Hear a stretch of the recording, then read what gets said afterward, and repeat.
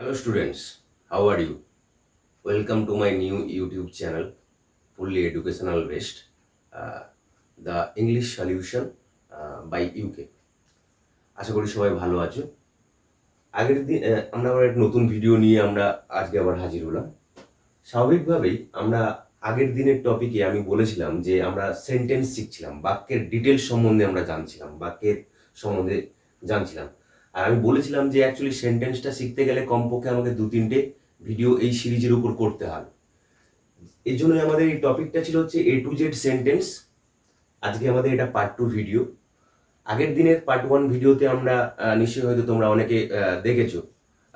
স্বাভাবিকভাবে ওই ভিডিওর মধ্যে আমরা যেটা আলোচনা করেছিলাম সেন্টেন্সের কিছু বেসিক কনসেপ্ট, সেন্টেন্স কাকে বলে, সেন্টেন্সের কিছু এক্সাম্পল, সেন্টেন্সের কিছু কিভাবে ফরম্যাট বা কিভাবে গঠন করতে হয় ইত্যাদি ইত্যাদি জিনিস আমরা জেনেছিলাম। আমি আগের দিন আলোচনা করতে গিয়ে বলেছিলাম যে সেন্টেন্সের মধ্যে কিছু জিনিস আছে, যে সেন্টেন্সের মধ্যে কিছু উপাদান বা পার্টস আছে আমরা পড়েছিলাম। সেই পার্টস ঠিক না, অ্যাকচুয়ালি এলিমেন্টস বা যেগুলোকে উপাদান বলি আমরা।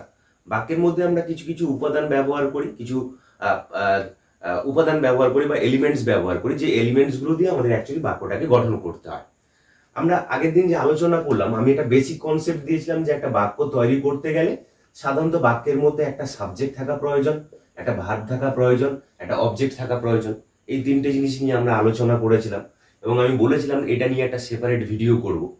যেমন আমি বলেছিলাম, ধরো রাম ইটস রাইস, এই যে বাক্যটি আমি লিখলাম, এই বাক্যের মধ্যে রামটা হচ্ছে সাবজেক্ট, ইটসটা হচ্ছে ভার্ব এবং রাইসটি হচ্ছে অবজেক্ট। আমি এ ব্যতীত একটা কথা বলেছিলাম যে বাক্যের মধ্যে এই যে তিনটে এলিমেন্টস, এই তিনটে এলিমেন্টস ব্যতীত আরো কিছু কিছু উপাদান যেগুলো বাক্যের মধ্যে আমাদের ব্যবহার করতে হয়, যেটা হয়তো অনেকের হয়তো সেই জিনিসটার সম্বন্ধে হয়তো বেশ সাধারণ হয়তো ধারণা নেই। সেই জিনিসটা নিয়ে আজকে আমরা ডিটেলস আলোচনা করব।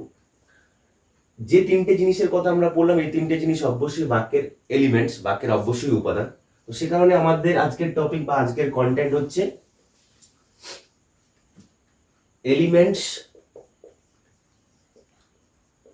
অফ সেন্টেন্স, অর্থাৎ বাক্যের উপাদান। আগের দিন আমি আলোচনা করেছিলাম যে একটা বাক্যকে যদি গঠন করতে চাই, বাক্যকে গঠন করতে গেলে বাক্যের মধ্যে কয়েকটি এলিমেন্টস বা প্রয়োজনীয় উপাদানের প্রয়োজন হয়। সেই অর্থাৎ একটা বাক্যকে সুগঠিত করতে গেলে, বাক্যকে গঠন করতে গেলে শব্দের বিন্যাস অথবা শব্দের বিন্যাসের অবশ্যই প্রয়োজন হয়। স্বাভাবিকভাবে যে বাক্যের যে এলিমেন্টস বা বাক্যের যে উপাদানগুলো, সেই উপাদানগুলো কি কি, সেই উপাদানগুলো সম্বন্ধে আজকে আমরা ডিটেলস দেখব। বাক্যের প্রধানত 5টি এলিমেন্টস। 5টি এলিমেন্টস কি কি না, সেই 5টি এলিমেন্টস যেমন আমরা পড়লাম, প্রথমটি পড়লাম যেমন ধরো সাবজেক্ট, 2 নম্বরে আমরা জানবো অবজেক্ট, 3 নম্বরে আমরা জানবো ভার্ব, যে তিনটে সম্বন্ধে আমরা আগেই বলেছি।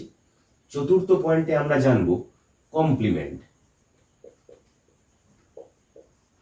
এবং 5ম পয়েন্টে আমরা জানবো অ্যাডভার্বিয়ালস, বা এটাকে আমরা অ্যাডভার্বিয়াল অ্যাকিউজেটিভ হিসেবে চিনি।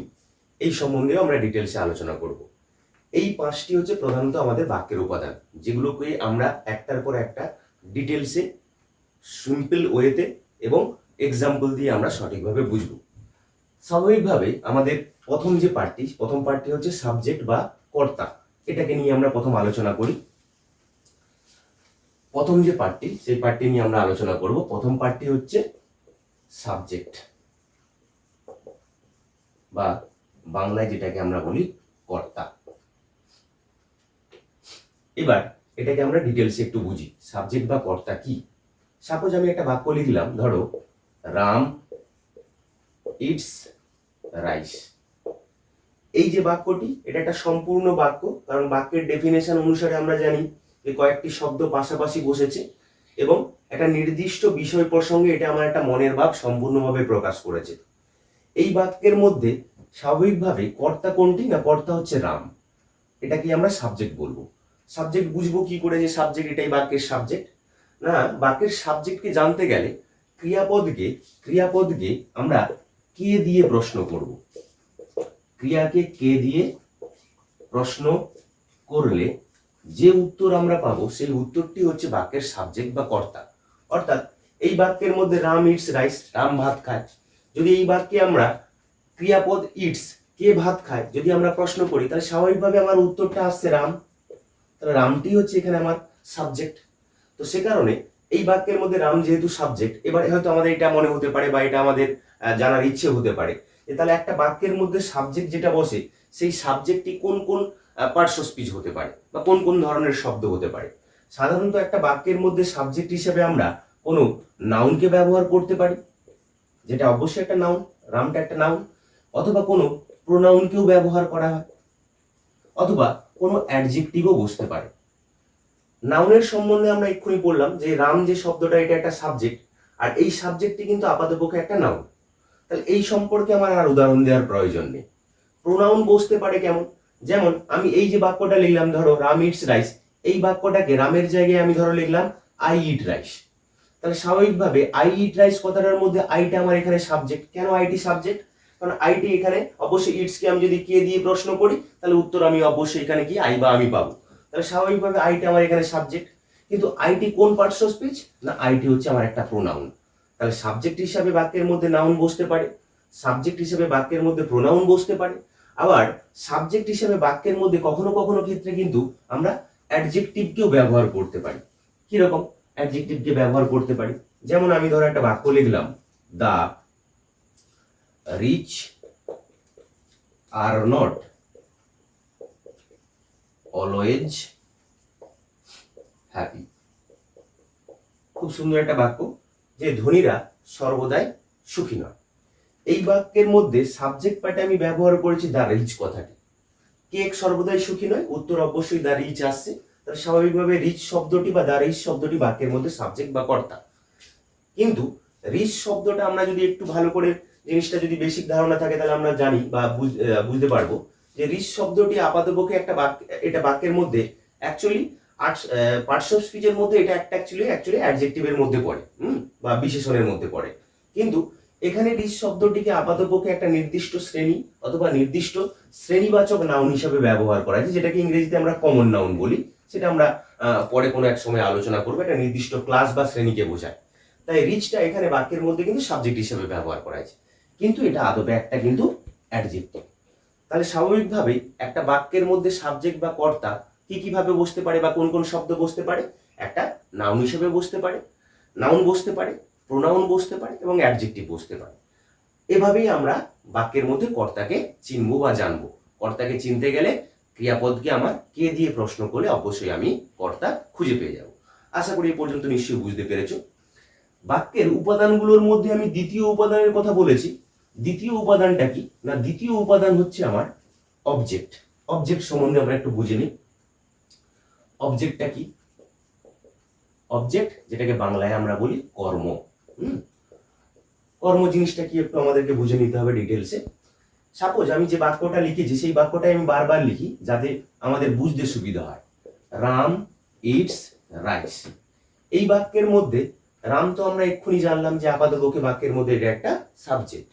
আবার রাইস যে শব্দটা, এই শব্দটা কি? না, এই শব্দটা হচ্ছে আপাতপক্ষে বাক্যের মধ্যে এটা অবজেক্ট বা কর্ম। কর্ম বাক্যের মধ্যে আমরা খুঁজবো কিভাবে? বাক্যের মধ্যে কর্তা বা কর্তাকে কি বা কাকে দিয়ে প্রশ্ন করলে, কি বা কাকে দিয়ে প্রশ্ন করলে যে উত্তর পাই সেই উত্তরটা হচ্ছে বাক্যের মধ্যে অবজেক্ট বা কর্ম। যেমন রাম ভাত খায়, আমি যদি এখানে প্রশ্ন করি রাম কি খায়, তাহলে অবশ্যই উত্তরটা আমার এখানে কি আসছে? না, রাইস, তাই না? তা রাইস শব্দটি হচ্ছে আমার বাক্যের মধ্যে এটা একটা অবজেক্ট বা কর্ম। এবার কর্ম বাক্যের মধ্যে বসার সময় এই যে কর্ম যেখানে আমরা ব্যবহার করছি রাইস শব্দটি, তাহলে কর্মের স্থানে কোন কোন পার্টস অফ স্পিচ বা কোন কোন ধরনের শব্দ বসতে পারে এটা আমাদের জানার দরকার। রাইস যে শব্দটি, এই শব্দটি আমরা জানি এটা একটা নাউন। শুধু যে কেবলমাত্র নাউনই কেবলমাত্র অবজেক্টের স্থানে বসবে এমন কোনো কথা নেই বা এমন কোনো বাধ্যবাধকতা নেই। নাউনের পরিবর্তে নাউন অথবা সেখানে প্রোনাউনও ব্যবহার করা যেতে পারে। সেটা আমরা এক্সাম্পল এক্ষুনি পড়ব। যেমন ধরো আমি একটা বাক্য লিখলাম, he gave me a pen. এই বাক্যটি, এই বাক্যের মধ্যে একটু ভালো করে খেয়াল করে দেখো, এখানে অনেক সময় কনফিউশন হয় যে এই বাক্যের মধ্যে হিটা তো আমরা বুঝতে পারলাম সাবজেক্ট, এখানে মিটা কি, এ পেনটা কি। একটি বাক্যের মধ্যে কি দুটো অবজেক্ট থাকতে পারে? হ্যাঁ, দুটো অবজেক্ট থাকতে পারে বা দুটো কর্ম থাকতে পারে, সেটা আমরা একটু পরে আসছি।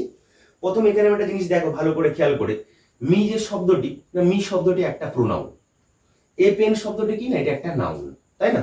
তাহলে স্বাভাবিকভাবে আমরা এটা জানলাম যে অবজেক্টের স্থানে কেবলমাত্র নাউন বসতে পারে এমন কোনো কথা নেই, প্রোনাউনও বসতে পারে। এইবার এইখানে একটা ইন্টারেস্টিং ব্যাপার হচ্ছে, সেটা হচ্ছে এটাই যে এইখানে এই যে বাক্যের মধ্যে আমরা দুটো অবজেক্টকে ব্যবহার করলাম, এই দুটো অবজেক্টের ব্যাপারটা কি, এটা আমাদের একটু জেনে নেওয়া দরকার। যে একটা বাক্যের কর্মের স্থানে, অবজেক্টের স্থানে কখনো আমরা এখানে একটা আমরা যেমন প্রোনাউন ব্যবহার করলাম, একটা যেমন নাউন ব্যবহার করলাম, এই ব্যাপারটা কি না, এই ব্যাপারটা হচ্ছে এটাই যে একটা বাক্যের মধ্যে একাধিক অবজেক্ট, মানে দুটো অবজেক্ট বসতেই পারে। স্বাভাবিকভাবে এই দুটো অবজেক্ট জিনিস, এই দুটো অবজেক্ট কি না, এই দুটো অবজেক্টের সম্বন্ধে আমরা একটু ডিটেলস জেনে নিই। একটা অবজেক্টকে আমরা ইংরেজিতে বলি ডিরেক্ট অবজেক্ট, আরেকটাকে আমরা বলি indirect object. Direct object, indirect object. Direct object বলতে যেটাকে আমরা বলছি মুখ্য কর্ম, আর বাংলায় এটাকে আমরা বলি গৌণ কর্ম। মুখ্য কর্ম, গৌণ কর্ম ব্যাপারটা একটু ছোট করে আমি বলে দিই। যেমন এই যে বাক্যটা আমি লিখেছি, এই বাক্যের মধ্যে মি এবং পেন দুটোই অবজেক্ট, কিন্তু এখানে এ পেনটি হচ্ছে আমার কি না ডিরেক্ট অবজেক্ট, আর মিটি হচ্ছে আমার ইনডিরেক্ট অবজেক্ট। কেন না, সাধারণত ডিরেক্ট অবজেক্ট জিনিসটা কি হয় না, ডিরেক্ট অবজেক্ট সাধারণত কোনো বস্তু হয়, ইনঅ্যানিমেট অবজেক্ট, বস্তুবাচক জিনিস হতে পারে। এটা সাধারণত ভার্বের সাফারার হিসাবে কাজ করে। আবার ইনডিরেক্ট অবজেক্ট যেটাকে আমরা বলি, সেটা কি হয় না, ইনডিরেক্ট অবজেক্ট বলতে যেটাকে আমরা গৌণ কর্ম বলছি, গৌণ কর্ম সাধারণত কি হয় না, সাধারণত অ্যানিমেট থিংস, মানে যা অ্যানিমেট জিনিস, মানে যাকে আমরা বলি হচ্ছে ব্যক্তিবাচক, ঠিক আছে, ব্যক্তিবাচক হয় না, ঠিক আছে। যেমন মি শব্দটি, মি মানে আমাকে, স্বাভাবিকভাবে এটা কোনো না কোনো ব্যক্তিকে বোঝাচ্ছে, তাই সে কারণে এটা ব্যক্তিবাচক শব্দ। এটাই হচ্ছে ইনডিরেক্ট অবজেক্ট। যাই হোক, এই যে ইনডিরেক্ট অবজেক্টটা, এটা সাধারণত কি হয় না, বাক্যের মধ্যে ক্রিয়াপদের রিসিভার হয়। রিসিভার মিন্স গ্রহিতা, মানে সাধারণত এ গ্রহণ করে, তার জন্য এটাকে আমরা ইনডিরেক্ট অবজেক্ট বলি। তাহলে মোটামুটি ভাবে আমরা দুটো জিনিস জানলাম যে অবজেক্ট কিন্তু আবার এক ধরনের হয় না, অবজেক্ট আবার দু রকমের হতে পারে, ডিরেক্ট অবজেক্ট, ইনডিরেক্ট অবজেক্ট। একই বাক্যের মধ্যে কিন্তু একাধিক অবজেক্ট বসতে পারে, কিন্তু একটা বাক্যের মধ্যে কেবলমাত্র একটাই সাবজেক্টই ব্যবহার করা হয়। তাহলে প্রথম আমরা দুটো এলিমেন্ট সম্বন্ধে জানলাম, একটা সাবজেক্ট সম্বন্ধে জানলাম, একটা অবজেক্ট সম্বন্ধে জানলাম। অবজেক্টটা আমরা খুঁজতে গেলে কিভাবে প্রশ্ন করব না, ক্রিয়াপদ না, কর্তাকে আমরা কি বা কাকে দিয়ে প্রশ্ন করব।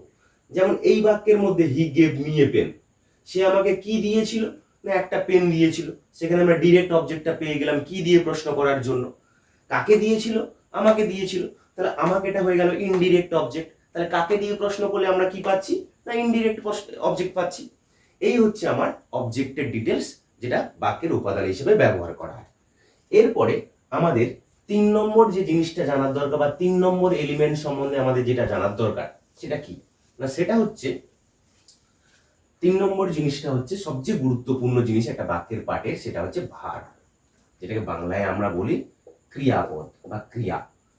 ভার্ব জিনিস 3 নম্বর উপাদানটি হলো ভার্ব বা ক্রিয়াপদ। ক্রিয়াপদ সম্বন্ধে আমরা একটু জেনে নিই।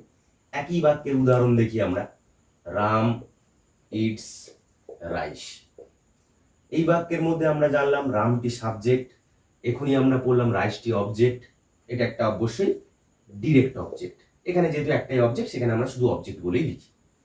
বাকি যে পার্টটা পড়ে থাকলো সেটা হচ্ছে ভার্ব বা ক্রিয়াপদ। ক্রিয়াপদ জিনিসটা কি না, ক্রিয়াপদ জিনিসটা যখন আমরা পার্টস অফ স্পিচ পড়বো ইন ডিটেল, তখন আমরা পড়বো ক্রিয়াপদরা অ্যাকচুয়ালি বাক্যের মধ্যে খুঁজে পাবো কি করে, সেটাই আমরা আগে জেনে নিই। ক্রিয়াপদটা খুঁজতে গেলে কর্তাকে কি কাজ করে, কর্তাকে কি মানে কর্তা কি কাজ করে এইভাবে প্রশ্ন করলে আমরা উত্তরটা পাবো। যেমন কিরকম, রাম ভাত খায়, তা রাম কি কাজ করে না, রাম অ্যাকচুয়ালি খায়, তাই না। খাওয়াটা হচ্ছে এখানে আমার ক্রিয়াপদ, ইটসটা হচ্ছে আমার এখানে ক্রিয়াপদ, তাই না। তা ইটসটা যেহেতু ক্রিয়াপদ, আমি কি বললাম না, কিভাবে খুঁজবো আমরা কর্তাকে কি কাজ করে, এভাবে আমরা অ্যাকচুয়ালি বাক্যের মধ্যে ক্রিয়াপদকে খুঁজে পাবো। সাধারণত এর মধ্যে দিয়ে কোনো না কোনো কিছু কাজ করা বোঝায়, তবে অনেক সময় আবার কনফিউজ হওয়ার ব্যাপার থাকে। সেটা হচ্ছে এরকম যে সবসময় যে ক্রিয়াপদ কি বাক্যের মধ্য দিয়ে অ্যাকচুয়ালি কাজ করা বোঝাবে, মানে সবসময় সেটা কি কোনো অ্যাকশন বোঝাবে, এমন কোনো কথা নেই। আপাতপক্ষে ভার্বের মধ্য দিয়ে অ্যাকশন বোঝাতে পারে, মানে কোনো কাজ করা বোঝাতে পারে, তাই না? এটা কোনো কাজ করা বোঝাতে পারে। আবার কখনো কখনো এমন হতে পারে যে ক্রিয়াপদের মধ্য দিয়ে বিইং মানে হওয়া অর্থে ব্যবহার হতে পারে। আবার ক্রিয়াপদ কিন্তু বাক্যের মধ্যে আবার হ্যাভিং অর্থে ব্যবহার করা হতে পারে, তাই না? সেটা আছে অর্থে ব্যবহার করা হয়। এই জন্য ক্রিয়াপদকে আমরা স্পেশালি যখন ভাগ করবো তখন আমরা দেখতে পাবো যে কিছু কিছু ভার্বকে আমরা অ্যাকশন ভার্ব বলবো, কিছু কিছু ভার্ব হচ্ছে বিইং ভার্ব, কিছু কিছু ভার্ব হচ্ছে হ্যাভিং ভার্ব। একটা কাজ করা অর্থে, একটা অ্যাকশন অর্থে ব্যবহার করা হয় কাজ করা অর্থে, একটা হওয়া অর্থে, একটা আছে অর্থে। এই বাক্যের মধ্যে আমরা যে ভার্বটা ব্যবহার করেছি এটা আপাতপক্ষে কিন্তু একটা অ্যাকশন ভার্ব। সবসময় যে আমি কি বললাম যে সবসময় যে অ্যাকচুয়ালি অ্যাকশন ভার্ব থাকবে এমন কোনো কথা নেই। বিইং ভার্ব থাকতে পারে, হ্যাভিং ভার্ব থাকতে পারে। যেমন একটু এক্সাম্পল দিয়ে বুঝি জিনিসটা। যেমন ধরো আমি একটা বাক্য লিখলাম, ধরো আই অ্যাম আ বয়, তাই না? এই বাক্যের মধ্যে অ্যামটা হচ্ছে আমার ক্রিয়াপদ। অ্যামটা এখানে কোন অর্থে ব্যবহার করা হয়েছে না হওয়া অর্থে, তাহলে অবশ্যই এটা একটা কি বিইং ভার্বের উদাহরণ। আবার ধরো একটা বাক্য লিখলাম আই হ্যাভ আ কার, তাই না? আমার কাছে একটি গাড়ি আছে। তা হ্যাভ কথাটা যেখানে ব্যবহার করেছে হ্যাভটাও এখানে ক্রিয়াপদ, কিন্তু এখানে কোন অর্থে ব্যবহার করা হয়েছে? কোনো পজিশন অধিকার অর্থে অথবা আছে অর্থে ব্যবহার করা হয়েছে। তো সে কারণে এটা অবশ্যই তাহলে কি আমার অবশ্যই হ্যাভিং ভার্ব এক্সাম্পল। স্বাভাবিকভাবেই তাহলে আমরা একটা জিনিস দেখতে পেলাম যে একটা বাক্যের মধ্যে ক্রিয়াপদটা যেটা ব্যবহার করা হয় সেই ক্রিয়াপদটা কিন্তু সব ক্ষেত্রে কিন্তু আবার অ্যাকশন বোঝাবে এমন কোনো কথা নেই, কাজ করা বোঝাবে শুধু এমন কথা নেই। আপাতপক্ষে তার মধ্যে দিয়ে হওয়া বোঝাতে পারে, আছে অর্থে ব্যবহার করা হতে পারে, সেটাকে আমরা বিইং ভার্ব অথবা হ্যাভিং ভার্ব বলি। এটা বাক্যের মধ্যে একটা সবচেয়ে গুরুত্বপূর্ণ পার্ট। আর এটা বাক্যের মধ্যে অ্যাকচুয়ালি ভার্বটাকে যখন আমরা ইউজ করি সেটা অ্যাকচুয়ালি অ্যাজ পার টেন্স, বাক্যের ক্রিয়ার কাল বা সময় অনুসারে আমরা সেটা ব্যবহার করব। টপিকটা খুবই বড় টপিক এবং ইন্টারেস্টিং টপিক, এটা নিয়ে আমরা পরে কোনো একদিন ভিডিও করব। এই গেল আমাদের 3 নম্বর এলিমেন্টস অফ এ সেন্টেন্স, একটা বাক্যের তৃতীয় উপাদান।